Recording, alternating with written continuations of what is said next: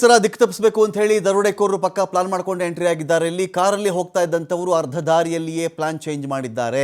ನಾವು ಇದೇ ಥರ ಈ ಕಾರಲ್ಲೇ ಹೋಗ್ತಾ ಇದ್ದರೆ ಕಾರ್ನ ಬೆನ್ನಟ್ಟು ಬಿಡ್ತಾರೆ, ನಮ್ಮನ್ನ ಹಿಡ್ಕೊಂಡ್ಬಿಡ್ತಾರೆ ಅವರು ಅಂತ ಏನು ಮಾಡಿದ್ದಾರೆ ಇವರು, ಪ್ಲಾನ್ ಚೇಂಜ್ ಮಾಡ್ಕೊಳ್ತಾರೆ ಇವರು.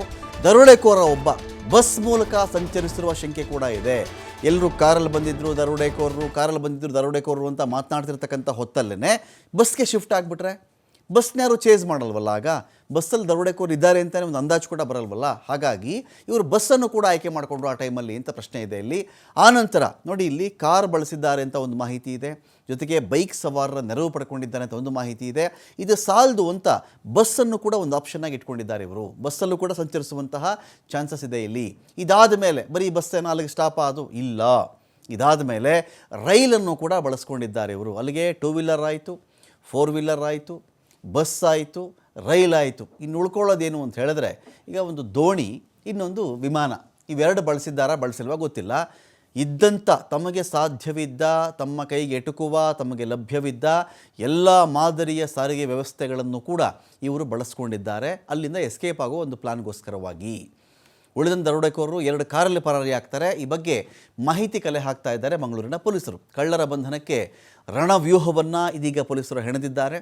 ಯಾವಾಗ ಸಿಕ್ಕಿ ಬೀಳ್ತಾರೆ ನೋಡಬೇಕಾಗತ್ತೆ. ಡೀಟೇಲ್ಸ್ಕೊಳ್ಳೋಕೆ ಇದೀಗ ಆದಿತ್ಯ ಇದ್ದಾರೆ. ಆದಿತ್ಯ, ಹೇಗಿತ್ತು ಇವ್ರದ್ದೊಂದು ಪ್ಲಾನ್ ಅಂತ ಹೇಳಿ? ಆ ದಿನ ಮಧ್ಯಾಹ್ನ ಅದು ಜನನಿಬಿಡವಾಗಿರಲಿಲ್ಲ, ಯೂಶ್ವಲ್ ಆಗಿ ಆ ರೋಡ್ ಸದಾ ಗಿಜಿಗುಡ್ತಾ ಇರುತ್ತೆ, ಆ ಒಂದು ರಸ್ತೆ.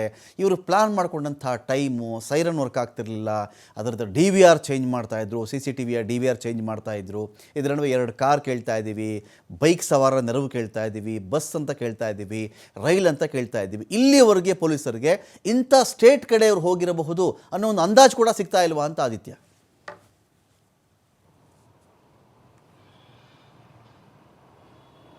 ರಮಕಾಂತ್, ಸದ್ಯ ನಡೆದಿರುವಂತಹ ಒಂದು ಬೆಳವಣಿಗೆಯನ್ನ ನೋಡ್ತಾ ಹೋದಂಥ ಸಂದರ್ಭ ಪೊಲೀಸರಿಗೆ ಬಹಳ ಈ ಒಂದು ಪ್ರಕರಣ ಗೊಂದಲಕಾರಿ ಆಗ್ತಾ ಹೋಗ್ತಾ ಇದೆ. ಯಾಕಂದ್ರೆ ಪ್ರಮುಖವಾಗಿ ಪೊಲೀಸರ ತನಿಖೆಯ ಒಂದು ವಿಳಂಬಗತಿ ಎಲ್ಲಿ ಆರಂಭ ಆಯಿತು ಅಂದ್ರೆ ಈ ಬದಲಿ ವಾಹನಗಳನ್ನ ಬಳಸುವಂತ ವಿಚಾರದಲ್ಲಿ.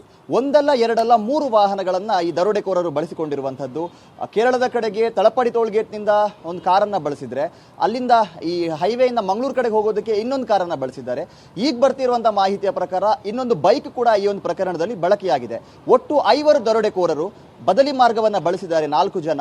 ಇನ್ನುಳಿದಂತವನು ಬಸ್ ಮೂಲಕ ಕೂಡ ಪ್ರಯಾಣವನ್ನ ಮಾಡಿದ್ದಾನೆ ಅನ್ನುವಂಥ ವಿಚಾರ ಕೂಡ ಈಗ ಬೆಳಕಿಗೆ ಬಂದಿದೆ. ಅಂದ್ರೆ ದರೋಡೆಯನ್ನ ಮಾಡುವುದರ ಜೊತೆಗೆ ಪೊಲೀಸರ ತನಿಖೆಯನ್ನ ಯಾವ ರೀತಿಯೆಲ್ಲ ಹಾದಿ ತಪ್ಪಿಸಬಹುದು ಅನ್ನುವಂಥ ವಿಚಾರಕ್ಕೂ ಕೂಡ ಬಹಳ ಇವರು ತಲೆಯನ್ನ ಓಡಿಸಿರುವಂಥದ್ದು ಇಲ್ಲಿ ಕಂಡು ಬರುತ್ತೆ. ಆತ ಬಸ್ಸನ್ನ ಉಪಯೋಗ ಮಾಡ್ತಾನೆ, ಅದು ಕೂಡ ಸಿಟಿ ಬಸ್ಸನ್ನ. ಆ ರೈಲ್ವೆ ಸ್ಟೇಷನ್ಗೆ ಬರ್ತಾನೆ, ಅಲ್ಲಿ ಬಟ್ಟೆಯನ್ನ ಬದಲಾಯಿಸಿ ರೈಲ್ ಮೂಲಕ ಆತ ಪರಾರಿಯಾಗಿರುವಂತಹ ಮಾಹಿತಿ ಇದೆ. ಇನ್ನುಳಿದಂತ 2 ಬೈಕನ್ನ ಯೂಸ್ ಮಾಡಿದ್ದಾರೆ ಅನ್ನುವಂತಹ ಮಾಹಿತಿ ಇದೆ. ಆ ಬೈಕನ್ನ ಯೂಸ್ ಮಾಡಿದಂತವರು ಸ್ಥಳೀಯರು ಅನ್ನುವಂತಹ ವಿಚಾರ ಈಗ ಬೆಳಕಿಗೆ ಬಂದಿರುವಂತದ್ದು. ಇವರ ಸಹಕಾರದ ಮೇರೆಗೆ ಈ ಒಂದು ಕೋಟೆಕಾರ್ ಬ್ಯಾಂಕ್ ನಲ್ಲಿ ಇವರು ದರೋಡೆ ಮಾಡೋದಕ್ಕೆ ಸಾಧ್ಯವಾಯಿತಾ? ಅಂತಾರಾಜ್ಯ ಕಳ್ಳರು ಈ ಒಂದು ದರೋಡೆಯನ್ನ ಮಾಡಿದ್ದಾರೆ ಅನ್ನುವಂತ ಅನುಮಾನ ಇತ್ತು. ಆದರೆ ಇವರು ಬಳಸಿರುವಂತಹ ಈ ರೂಟ್ಗಳನ್ನು ನೋಡಿದಂತ ಸಂದರ್ಭ ಇಂಟರ್ಸ್ಟೇಟ್ನವರು ಯಾವ ತರ ಈ ತರ ಮಾಡಬಹುದು ಅನ್ನುವಂಥ ಅನುಮಾನ, ಸಂಶಯ ಅನ್ನುವಂಥದ್ದಿತ್ತು. ಆದರೆ ಈ ಬೈಕ್ನ ಒಂದು ವಿಚಾರ ಈಗ ಯಾವಾಗ ಬೆಳಕಿಗೆ ಬಂದಿದೆಯೋ ಈಗ ಈ ಒಂದು ಅನುಮಾನ ನಿಜವಾಗ್ತಾ ಹೋಗ್ತಾ ಇದೆ. ಸ್ಥಳೀಯರು ಈ ಒಂದು ದರೋಡೆಗೆ ಒಂದು ಸಾಥನ್ನ ನೀಡಿದ್ದಾರೆ, ಸಹಾಯವನ್ನ ಕೂಡ ಆ ದರೋಡೆಕೋರರು ಸ್ಥಳೀಯರಿಂದ ಪಡೆದುಕೊಂಡಿದ್ದಾರೆ ಅನ್ನುವಂಥದ್ದು. ಸದ್ಯ ರಮಕಾಂತ್, ಈ ಒಂದು ದರೋಡೆಕೋರರು ಏನಿದ್ದಾರೆ ಇವರು ಮುಂಬೈನತ್ತ ಹೋಗಿದ್ದಾರೆ ಅನ್ನುವಂಥ ಮಾಹಿತಿ ಇದೆ. ಆ ಆಧಾರದಲ್ಲಿ ಇವರು ಮುಂಬೈನಲ್ಲೇ ಆ ಚಿನ್ನಾಭರಣಗಳನ್ನ ಮಾರಾಟ ಮಾಡುವಂತ ಸಾಧ್ಯತೆ ಇರೋದ್ರಿಂದ ನಿನ್ನೆ ಪೊಲೀಸರು ಮುಂಬೈನ ಒಂದು ಬ್ಲಾಕ್ ಮಾರ್ಕೆಟ್ ಏನಿದೆ, ಗೋಲ್ಡ್ ಬ್ಲಾಕ್ ಮಾರ್ಕೆಟ್, ಇಲ್ಲೂ ಕೂಡ ಸಿಬ್ಬಂದಿಗಳನ್ನ ನಿಯೋಜನೆ ಮಾಡಿದ್ದಾರೆ. ಅಲ್ಲೂ ಕೂಡ ಒಂದು ತಂಡ ಹೋಗಿದೆ.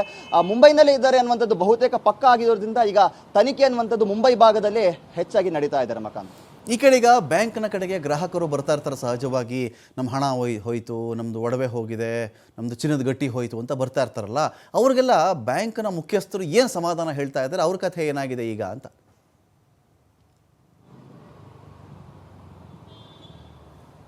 ರಮಕಾಂತ್, ನಿಜವಾಗ್ಲೂ ಮೊನ್ನೆ ದಿವಸ ಶನಿವಾರ ಯಾವಾಗ ಗ್ರಾಹಕರು ಈ ಒಂದು ಶುಕ್ರವಾರ ದರೋಡೆ ನಡೆಯುತ್ತೆ, ಆ ಶನಿವಾರದ ದಿವಸವೇ ಒಂದು ಹೈಡ್ರಾಮಾ ಅನ್ನುವಂಥದ್ದು ಬ್ಯಾಂಕ್ ಮುಂಭಾಗದಲ್ಲಿ ನಡೆಯುತ್ತೆ. ಗ್ರಾಹಕರು ಬರ್ತಾರೆ, ಅವರು ಏನು ಚಿನ್ನವನ್ನ ಅಡಮಾನ ಇಟ್ಟಿರ್ತಾರೋ ಆ ಚೀಟಿಯನ್ನು ಹಿಡಿದುಕೊಂಡು ಅಲ್ಲಿಗೆ ಬರ್ತಾರೆ, ದೊಡ್ಡ ಗಲಾಟೆಯನ್ನ ಮಾಡ್ತಾರೆ.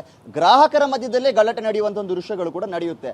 ಆದರೆ ಅಧ್ಯಕ್ಷರು ನಿಮಗೆ ಸೋಮವಾರ ನಾವು ನಿಖರವಾದಂಥ ಮಾಹಿತಿಯನ್ನ ಕೊಡ್ತೀವಿ, ನಿಮಗೆ ಕೊಡುವಂಥ ಪರಿಹಾರ ಏನು, ಅಕಸ್ಮಾತ್ ಈ ಚಿನ್ನ ರಿಕವರ್ ಆಗದೆ ಹೋದ್ರೆ 19 ಕೋಟಿಯ ಒಂದು ಇನ್ಶೂರೆನ್ಸ್ ಇದೆ ಅನ್ನುವಂಥ ವಿಚಾರವನ್ನ ಕೂಡ ಬ್ಯಾಂಕ್ ಅಧ್ಯಕ್ಷರು ಹೇಳಿದ್ರು. ಮತ್ತು ಏನು ಈ ಚಿನ್ನದ ಒಂದು ಸಾಲವನ್ನ ನೀಡುವಂತ ಸಂದರ್ಭ ಚಿನ್ನ ಗ್ರಾಹಕರದೇ ಆಗಿದ್ರು ಕೂಡ ಸುಮಾರು 70% ಹಣ ಅವರು ಸಾಲದ ರೂಪದಲ್ಲಿ ಗ್ರಾಹಕರಿಗೆ ಕೊಟ್ಟಿರ್ತಾರೆ. ಹಾಗಾಗಿ ನಾವು 20-30% ಮಾತ್ರ ಗ್ರಾಹಕರಿಗೆ ನಾವು ವಾಪಸ್ ಕೊಡಬೇಕಾಗಿ ಬರುತ್ತೆ. ಮತ್ತು 19 ಕೋಟಿ ಇನ್ಶೂರೆನ್ಸ್ ಇದೆ, ಆರಾಮವಾಗಿ ಆ ಗ್ರಾಹಕರ ಹಣ ಏನಿದೆ ಅದನ್ನು ನಾವು ವಾಪಸ್ ಕೊಡ್ತೀವಿ ಅಂತ ತುಂಬಾ ಸಲೀಸಾಗಿ ಅಧ್ಯಕ್ಷರೇನು ಹೇಳ್ತಾ ಇದ್ದಾರೆ. ಆದರೆ ನಮಗೆ ಬಂದಿರುವಂತಹ ಮಾಹಿತಿಯ ಪ್ರಕಾರ ಈ ಇನ್ಶೂರೆನ್ಸ್ ಪ್ರಕ್ರಿಯೆ ನಡೆಯೋದಿದ್ರು ಕೂಡ ಸುಮಾರು 5-6 ತಿಂಗಳು ಬೇಕಾಗುತ್ತೆ. ಮತ್ತು ಚಿನ್ನ ರಿಕವರಿ ಆಗೋದೇ ಇಲ್ಲ ಅಂತ ಹೇಳಿದ ಸಂದರ್ಭ ಈ ಇನ್ಶೂರೆನ್ಸ್ ಕ್ಲೈಮ್ ಆಗುವಂತದ್ದು. ಈಗ ಗ್ರಾಹಕರನ್ನ ಸಮಾಧಾನ ಪಡಿಸುವಂತ ನಿಟ್ಟಿನಲ್ಲಿ ಬ್ಯಾಂಕ್ ಈ ರೀತಿಯ ಒಂದು ಸಮಜಾಯಿಷಿಯನ್ನು ನೀಡಿದ್ರು ಕೂಡ ಗ್ರಾಹಕರ ಒಂದು ಆಕ್ರೋಶದ ಕಟ್ಟೆ ಒಡೆಯುವಂತದಕ್ಕೆ ತುಂಬಾ ದಿನ ಇಲ್ಲ. ಯಾಕಂದ್ರೆ ಗ್ರಾಹಕರಿಗೆ ಒಂದು ಸಿಟ್ಟು ಕಳ್ಳತನ ಆದ್ರೆ ಇನ್ನೊಂದು ಸಿಟ್ಟು ಸರಿಯಾದ ವ್ಯವಸ್ಥೆಯಲ್ಲಿ ಇರಲಿಲ್ಲ, ಭದ್ರತಾ ಲೋಪಗಳೇ ಹೆಚ್ಚಿನ ಪ್ರಮಾಣದಲ್ಲಿ ಅಲ್ಲಿತ್ತು ಅನ್ನುವಂಥದ್ದು. ಹಾಗಾಗಿ ಬ್ಯಾಂಕ್ ಕೂಡ ಈಗ ಈ ಒಂದು ವಿಚಾರ ಗೊಂದಲಕಾರಿಗೆ ಪರಿಣಮಿಸಿರುವಂತದ್ದು. Ramakant, thank you Aditya.